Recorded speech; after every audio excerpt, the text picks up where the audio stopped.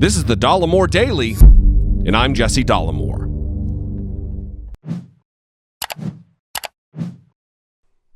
So, Nancy Pelosi has been playing Donald Trump like a fiddle since she became Speaker of the House. Well, not really as like a fiddle as much as one of those little baby phones with the wheels and the oscillating eyeballs on it. On a personal note, good for you, Madam Speaker.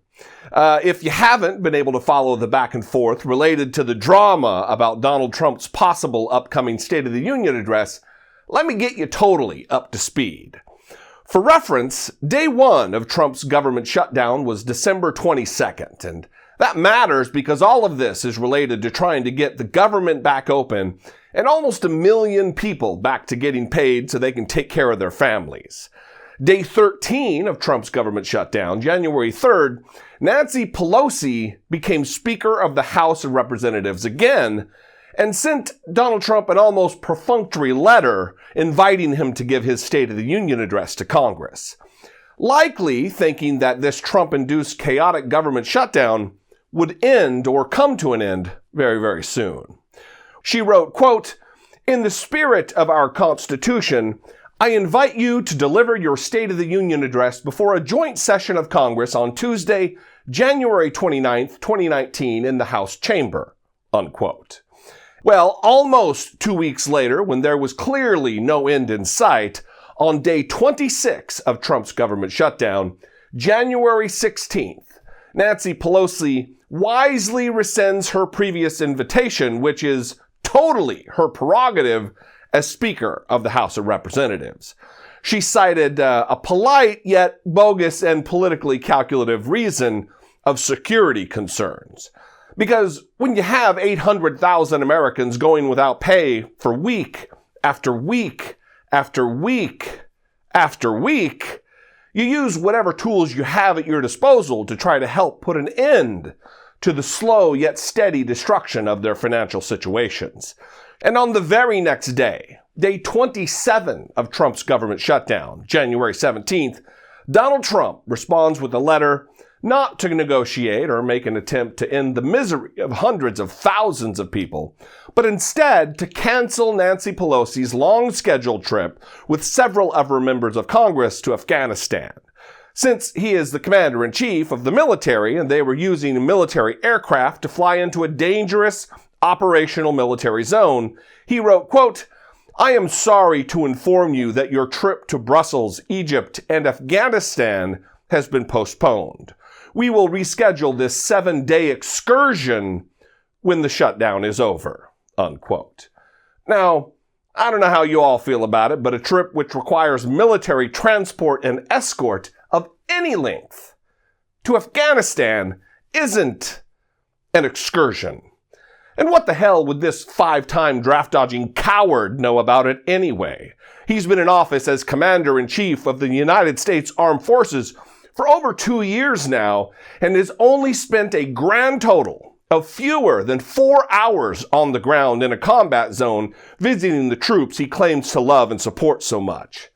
So anyway, this brings us finally to yesterday, day 33 of Trump's government shutdown, January 23rd, when Donald Trump cockily fired off a letter to Nancy Pelosi telling her that despite her apparently way too subtle disinvitation, he was going to show up anyway and give his address in the House chamber on the 29th.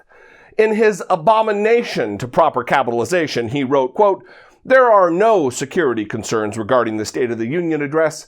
Therefore, I will be honoring your invitation and fulfilling my constitutional duty to deliver important information to the people and Congress of the United States of America regarding the state of our union. I look forward to seeing you on the evening of January 29th in the chamber of the House of Representatives. It would be so very sad for our country if the State of the Union were not delivered on time, on schedule, and very importantly, on location," unquote. So, relative to him citing a constitutional obligation, like anything else that comes from Donald Trump, he's twisting that which is actually true. Article 2, Section 3, Clause 1 of the United States Constitution sets out the requirement for what is now called the State of the Union Address. It states that the president, quote, shall from time to time give to the Congress information of the state of the Union and recommend to their consideration such measures as he shall judge necessary and expedient, unquote. The problem is that dumb guy Donald is acting as though his reporting to Congress has to be in the form of a speech, which is not the case. Every president from number 3, Thomas Jefferson, all the way into the 1900s with number 27, William Howard Taft, fulfilled this constitutional requirement via a written letter, which means that more presidents than not have just written a letter, which also we know, as evidenced by the past few minutes, Donald Trump is terrible at. He just wants more TV time. And if there is anything Donald Trump needs less of, other than watching TV, it's being on TV. So after Speaker Pelosi read this BS, she responded in a manner that should make every non-MAGA American proud. She acted like a boss, like a leader, like any respectable Speaker of the House of Representatives worth their salt. She responded within hours, telling him to calm down, that he may be president and leader of the executive branch, but this is the House of Representatives, and he has no authority to just show up uninvited. She specifically wrote, quote, in my further correspondence of January 16th, I said we should work together to find a mutually agreeable date when government has reopened, and I hope that we can still do that. I am writing to inform you that the House of Representatives will not consider a concurrent resolution authorizing the President's State of the Union address in the House chamber until government has opened. Yeah, awesome. Which leaves our pumpkin head in chief with no cards to play, other than holding yet another stupid white trash MAGA rally, or maybe accepting the offer of Fox News' googly-eyed summer sausage, Sean Hannity, to do it on his show.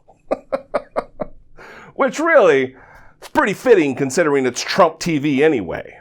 So I will leave it to you all to decide whether you think this was all handled appropriately. I, for one, think it's rich watching this self-aggrandizing, self-proclaimed master negotiator twisting in the wind, flailing around and getting worked by a woman for whom he has only contempt.